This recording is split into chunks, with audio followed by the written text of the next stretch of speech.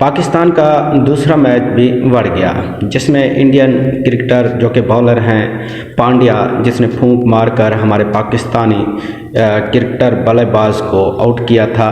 तो उनका कहना है कि पाकिस्तान के प्लेयर बुज़दिलाना तौर पर खेल रहे हैं। उनका मज़ीद ये भी कहना था कि ये बुज़दिलाना तौर पर खेलते हैं, अच्छे प्लेयर जाने जाते हैं, लेकिन वर्ल्ड कप में इनके मैच बढ़ते जा रहे हैं।